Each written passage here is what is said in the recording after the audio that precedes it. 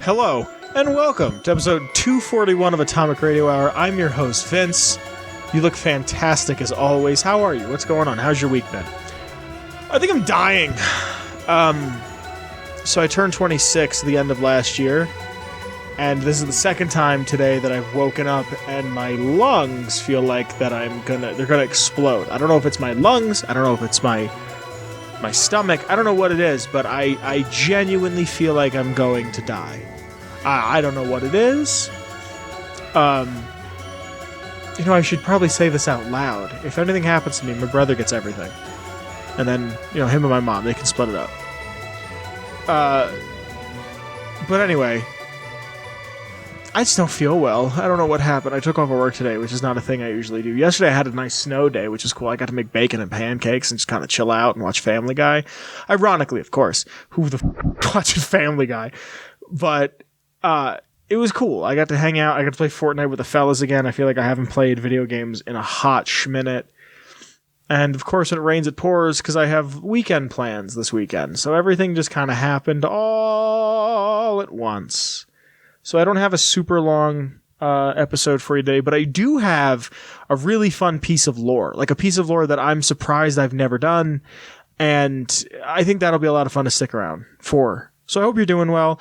Before I get into any of the fun stuff real quick, this is an entirely fan-funded show. This is a show that I really don't make any money off of except for the Patreon. So if you like the show, make sure to check out the Patreon. Right before the lore segment, I'll thank the Patreon. So here's a really quick shout out to you guys. Thank you for everything you've helped me accomplish and everything I plan to help more. And if you want to support in any way, in the description is a link to the Redbubble where you can buy a sticker with the logo that I and the previous hosts have created, and you can throw a dog a bone. Proverbially. Babow. English is my first language. So here, if you see behind me, let me see if I'm doing this right, because it's like being a weatherman. I have to flip things around. Behind me should be about here where my hand is. I have a shelf of stuff, a shelf of Fallout collectibles.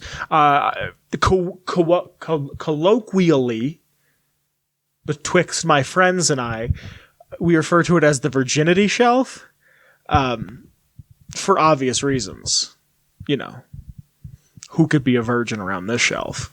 This shelf here. Hold on, there we go. I even have props. I don't know if you can see it. Maybe if this works. It's not going to work. I'm going to give myself too much work. There's some props that I made when I was like 13, 14 years old on this shelf, when I was absolutely talking to women. But I got some new additions, some cool additions. There's not much stuff on here that I've been adding to regularly. I kind of put a slow down on it. I almost have all of the Funko Pops, but I don't, from the original run, like the original Fallout 3 run, like the Super Mutant, the Lone Wanderer female, the Ghoul. I have of Comic Con. This is not what we're here to talk about. Here's one of the new additions that I wanted to bring up. These bobbleheads that I have far too many of to begin with. I got another one. I got the moving target one. I don't really know why they started doing perks. Please focus. I don't really know why they started doing perks. They just did.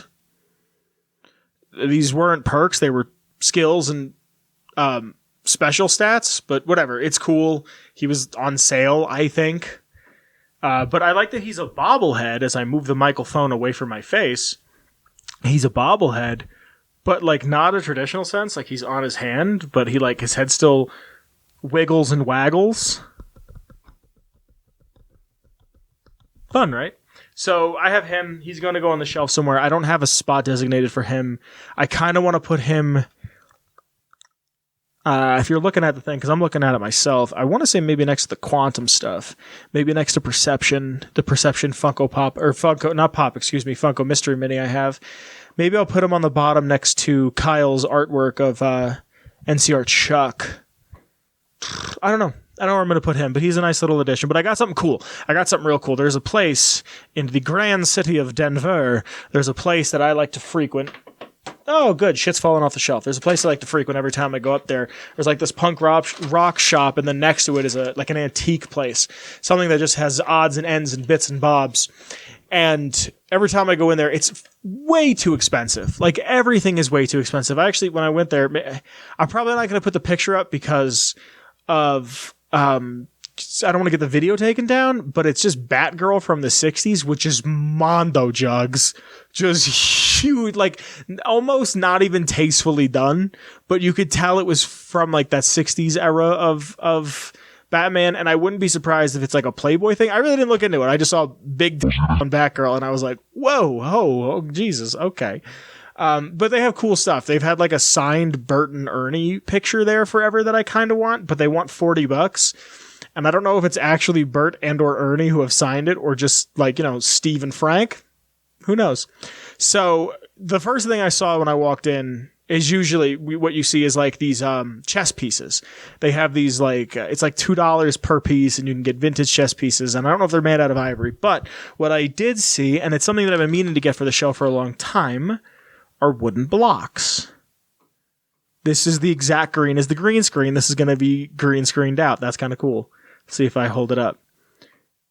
It's a Y, but it's also my shelf. The backside is orange, though, so I can use that. It's like the antithesis color of green, I think. I don't know. So I got what I think a lot of Fallout fans have, if I can get the bag off of me, that I feel like a lot of people should have. If you're a collector, like I'm not saying like you have to have this, but I got a G, I got an A, an R, and a Y. So now I have Gary blocks like in Fallout 4. So I just thought that was fun. I don't know where I'm going to put this. I'm thinking about hiding this maybe towards the back. As I look at the shelf, I'm thinking right where I'm not sure what's on the picture and what's not, because the planter should be there. The little Vault Boy head should be there. I'm thinking about putting the Gary blocks on top of the 76 Pip-Boy. The best Pip-Boy, in my opinion. Design-wise. I don't like the functionality of it because the map isn't there. Probably I just like how it looks like the Fallout 1 and 2 Pip-Boy, but modernized for your wrist. But yeah, I have these blocks. This one's got a rocket on it. What else does it have? That looks like a window. That's a number 4. In Japan, that's an unlucky number. There's a guitar. Grapes.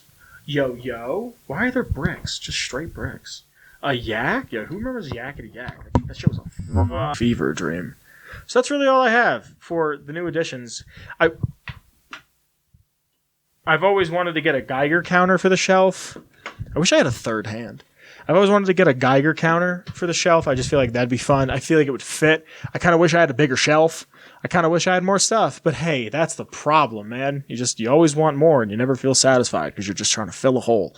I kind of wish I could get the 76 Collector's Edition little mini figurine guys, because I have a couple of them loose from a different thing, but I kind of just want to get another pack of those because mine are unopened. I intend to leave those unopened.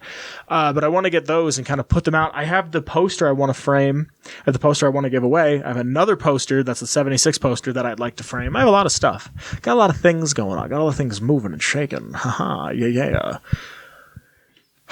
You guys collect?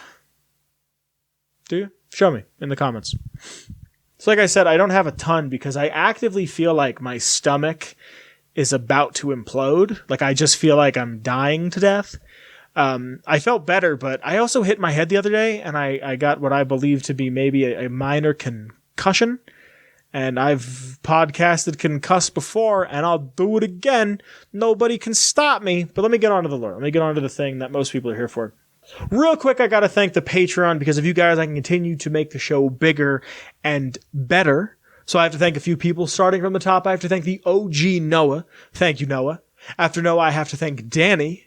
Thank you, Danny. After Danny, I have to thank Marcus. Thank you, Marcus. After Marcus is TP. Thank you, TP. And last, but certainly not least, I have to thank Mellow Millhouse. Thank you to Mellow Millhouse. Thank you to all of you guys, really. Because of you, I can continue to do the show. I can make it bigger and better and louder and prouder. And I can do the best possible thing that I want to do with this show. I love you very much. Thank you for your support. And back to the episode. The meat and potatoes of the program. So this week, I usually ask, if you want to hear any lore whatsoever, make sure in the Discord, because usually I ask a question. But this week, I picked. I thought it'd be fun. I want to do something that I haven't done in a while. Something that I think is really interesting, especially in a post-apocalyptic situation. And it's a thing that people, that I feel today and during the apocalypse will kind of run towards for comfort. Simple enough. They just want to feel taken care of. They want to feel respected, and they want to feel like they have a sense of community, and that thing is religion.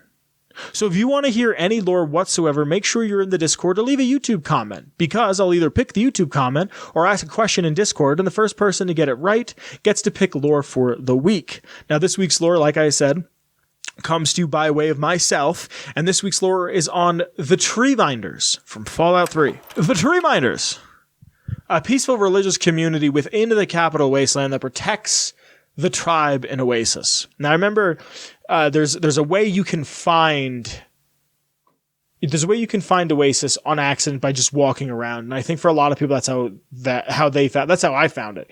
But I remember finding the Oasis protector man, the guard. I don't even remember on the wiki if there was anything said there, but I remember seeing that there is a certain point somewhere north on the map, not all the way north that Oasis is, but somewhere north on the map. There's just a guy in a barn with a hunting rifle shooting at you. And I remember killing him and taking his hood and wearing the lucky shades that were outside of Tenpenny Tower in that little convenience store, little department store. That hood, and then the pit power armor, the tribal power armor. That was like my go-to outfit for a very long time playing Fallout 3. A cult based around the worship of Harold and Bob, the tree that grew out of Harold. Harold being the mutant, the FEV mutant from Fallout 1 and 2. The FEV mutant that you meet in... I have it written down exactly as such. But in the late 2250s, a wanderer who would later take his name to be Birch found that Harold had rooted himself down in a certain spot sometime before the late 2250s. After this, him finding the Tree Minders, he wanted to find others that would bring no harm to the Great One, that they refer to as Harold. The sole goal of the Tree Minders is to help out Harold the Great One, and after Harold rooted himself, his green growth spread rapidly over the hilltop that he is upon. Animal life began to inhabit the area once again, yet the water still remained irradiated, and Father Birch interpreted this to be some sort of a message, some sort of a cryptic poem, if you will, a sign from their god to say that, like, remember where you're from, you have all of this lush foliage and berries and what have you around you, but don't forget that the world around you is also destroyed, and what you have is quite literally an oasis. People feel a great calling to find their way to Oasis after hearing about it throughout the Capital Wasteland, but it is a pretty well-kept secret. Three Dog will talk about it on the radio, but he says when he's doing it that he might have been experimenting with jet at the time, and he saw a tree, a real tree, a bona fide real tree, not one of those shriveled up brown things that you see out in the wastes. I love the idea of this. I remember there was people back in the day, like 2009, 2010, playing with mods that made the entire wasteland look like this, and I thought it really defeated the purpose. But I love the idea of having a small little hole of just perfectly preserved area, even though technically it's not. But I think it's also neat to see that FEV, being the destructive force that turned Harold into a tree man, could also be used to make something beautiful again. FEV was used mostly to turn people into mutants, and we see how bad that turned out with super mutants and with centaurs and the floaters and all the other fun shit that got irradiated. Deathclaws, to an extent. And then you see this, and it's a small pocket of what the world could be, and depending on the outcome of it, the wasteland can look like Oasis in a few decades, which I'll get to in a bit later. By 2277, 2 minds of the Tree Minders have taken, with a potential of splitting the group. There's Tree Father Birch, who wants to curb the spread of Harold's growth as to not attract outside attackers, and wants to apply a salve to his heart to slow the growth. Him thinking we can take care of ourselves. There's only like 9 people here. I believe it's actually less than that. So inbreeding is going to be off the charts right away. But he wants to get a community settled. He wants to get a community taken care of. He wants to have a community ready in case of anything happening, which I think is understandable. But he's afraid that other people... There's like 7 people here. I think it's actually 7. 2 well-armed raiders that are good at their job come in and take over Oasis and then kill Harold, and then it's over. But there's also Leaf Mother Laurel, who feels as if Birch does not see how the spread of Harold could reclaim the wastes. She sees the growth as a miracle and would benefit from and the entire wasteland would benefit from this. She also wants to add an accelerant to his heart, so just in a few decades he can grow at a more exponential rate, and then give that to the rest of the wastes. Now, the end of Fallout 3 is pretty much canonized in Fallout 4, saying that they have drinkable water. That means that the Brotherhood won, more or less. They got what they needed. And I believe it's Deacon who brings up, if it's not Deacon, it's McCreary, who's like, they have drinkable water in DC. So imagine having drinkable water and a lush garden. You could honestly, like, imagine the Rivet City garden or the Megaton garden, and just having the ability to drink clean water and then have fresh food. You could cure so many problems. But there's also the Harold and the Bob mindset. Harold just wants to die. He's been in the same spot for decades. He cannot eat, sleep, read, and has pretty much no entertainment whatsoever. He can call upon the Tree Minders, though. He can call upon them to dance and sing for him, and even one time he got one of them to stand on their head for an entire day. He has asked for death for a while, but the requests have fallen onto deaf ears, and he says, I quote, "Listen when I talk, but they do not hear." I have written down, listen when I talk, but they do not talk. Well, that's how a conversation works, pal. It's rude to interrupt, but they listen when he talks, but they don't hear him. Harold has barred the door to his heart with roots, waiting for an impartial third party to come help him and the Tree Minders. And then sometime in 2277, the Lone Wanderer comes across Oasis to make the ultimate choice. The belief of the Tree Minders are, like I said prior, they're a cult. So what they believe in radically. They believe in almost unjustifiably, to an extent. They believe in something, and they believe it, but look at it like this. This is a world where there's technology is remnants of old technology. The news doesn't exist. Your only reliable source of any sort of information is a dude in a radio station in front of a battlefield. I'm sorry, the tower is in front of a battlefield, so it got shot at. But there's a guy in a radio station yelling about what's going on about people in giant suits of armor. So the Tree Minders see trees, they see real-ass foliage, and think this is magic, more or less. I'm not saying that they believe that it's magic literally. I'm saying that to them, this is the closest thing to magic that they're going to get. Their beliefs, outsiders are forbidden without Harold's permission. To become a disciple of the Tree Minders, it usually takes years. There's a long process, and I get to the initiation process in a moment. They do not speak the name of their god. They refer to him as the one who grows, the one who gives, and the one who guides. They see his speakings as a complex set of riddles. To become a Tree Minder, you must go through a ritualistic ceremony where you drink the sap that purifies body and mind, in case you had any sort of thought to hurt Harold. Very good. Take your place in front of the basin, and let's begin. Outsider.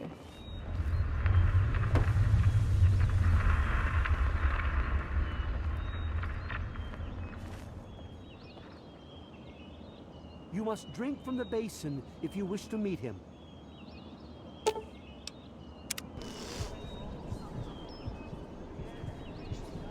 We will now recite the blessing to ward off any harm the outsider may be carrying before he proceeds to the grove. I bid you depart, agents of destruction, through the power of his divine will. Leave our homes and bodies immediately. Live no longer in them, but pass over into places where you can harm no one. In the name of his frondescence, I call his wrath upon you, so that wherever you may go, you bear it with you. And, diminishing from day to day, you may disappear, except where you serve the health and good purposes of mankind. May no trace of you be found. All this, may he be so good as to grant us, who is to come to judge the living and the dead, and the world by his verdure. Amen. Soon, you will pass peacefully into sleep, outsider. And when you awake, you will witness his glory firsthand.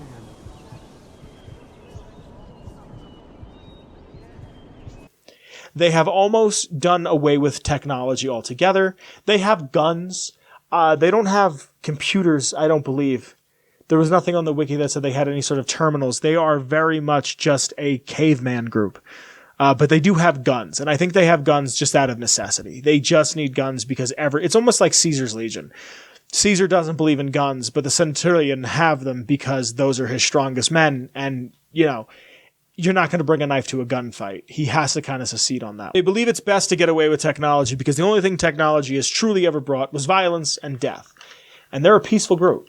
Tree miners have a very loose hierarchy. It was established early on that the tree father and the leaf mother have equal power, but they lead and uphold the laws of the Great One. After that, there are the branch tenders, the guardians, the fellows who wait outside and have guns and what have you. There's also the bloom seers, which are the healers, and the saplings, which are the children. Now there are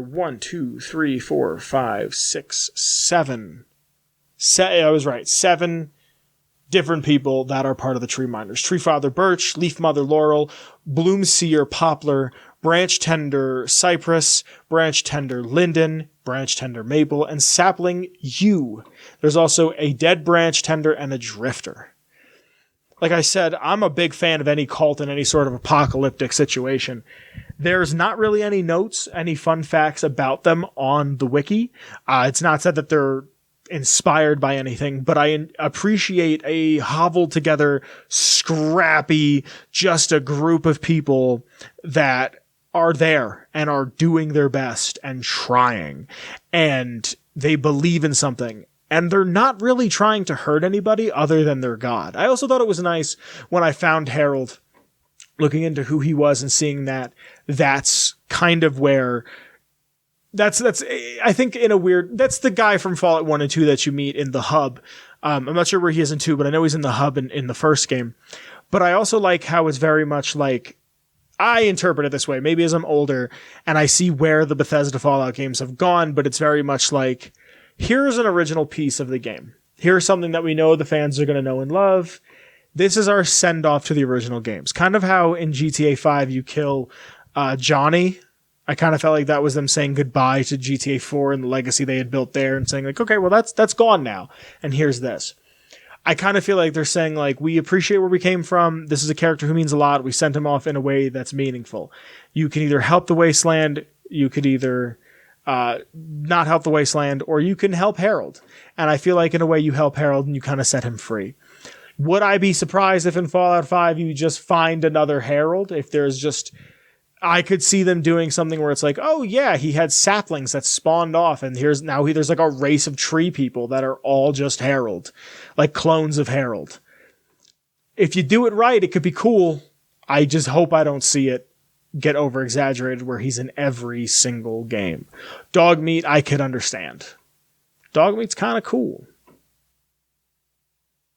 But that's everything I really have for you, everybody. And that is this week's lore. I don't really, like I said, I don't feel well.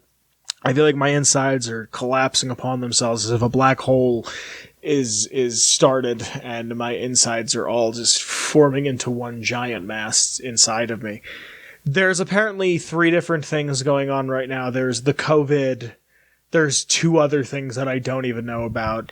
And about, I want to say it's 4 or 5 hours from Pittsburgh, which is the other side of Pennsylvania, which is about 5 to 6 hours from where my family is. There is a train that has derailed and exploded and put some polychlorified vinyl smoke into the air, and people had to evacuate. I believe the town is called Palestine, Ohio. I could be wrong with that, but they're calling it Little Chernobyl. People had to evacuate. They were told to leave their pets behind. People have come back days later and found their pets dead. Apparently wildlife is just dropping like flies. And like, as far as I know, nobody's talking about it, and it's kind of scary. World War III could pop off. I think we're going to be at war within by 2025. I do. It's going to be us, China, and Russia. And if I know anything about the Fallout games, it's not going to be good. I don't know, though. This isn't a political show. This isn't even something that I feel I have the right to talk about necessarily. It's just something that I don't see a lot of good happening in the terms of where things could be going economically or peace-wise. The doomsday clock has hit 60 seconds or 90 seconds to midnight, but then I heard on a podcast the other day that it's always at 60 seconds. And during the Cuban Missile Crisis, when Cuba and Russia had missiles pointed at us and we had missiles pointed at Russia, nuclear missiles, it was at like a minute and 30 seconds. So who knows? It gets reset every now and again and they reevaluate and go back and forth. It's also kind of seems like an art project. I know it's done by a school. I think it's cool. The Doomsday, I kind of want a Doomsday Clock shirt. I also just like Watchmen, and that's like a big part of it. So it's interesting. And I feel like these are things that maybe we should talk about here because Fallout is a post-apocalyptic thing. It's a thing about the end of the world and a thing about how we should prepare. I should have extra provisions. And I feel like I say this every fucking 2 months, but still. Just be safe. Make sure you call your loved ones. Call your parents if you're lucky enough to still have them, or call a family member that you're close to. Your boyfriend, your girlfriend, your them friend, whatever you're entangled in right now, just make sure that you have a group of people surrounding you and support you and love you. Because I love you, but I'm just the voice that you listen to once a week, if that. Just make sure you're safe. Therapy is always a great option. Times are tough and scary, and I feel like my generation, I'm an elder millennial, beginning of Gen Z. I don't quite know where I am. I don't understand the TikTok, but I'm not one for avocado toast every day. So I'm not really quite sure where I am. I'm kind of in the middle somewhere. I also feel like I'm in my mid to late 60s. But I don't know. It's interesting to see someone who's like 13 now and talk to them about something like I'll talk to my brother's friends or my brother and be like, well, what do you think about the way things are going? And they're just like, we don't, like, which I get it, because when I was their age, I had no clue what was going on either. So how am I going to ask them? I don't know. Just be safe. Be well. I love you very much. If you like the intro music, it's by the one and only Shane Ivers. Silvermansounds.com/free music to get all of his heaters, but my heater is called Feather Duster. Check out the Patreon, the link below if you'd like to support in any way. There's also a link down below to the Redbubble, where you can support in a smaller monetary way. Links to my Twitter, the show's Twitter, and to Kyle's Twitter. There's a bunch of other fun things down in the description below that you should check out, like my Twitch. I love you very, very much, and I will see you next week. Hopefully my insides aren't decaying rapidly.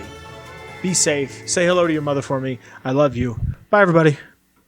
Atomic Radio Hour Podcast. A Ghoulman Entertainment production.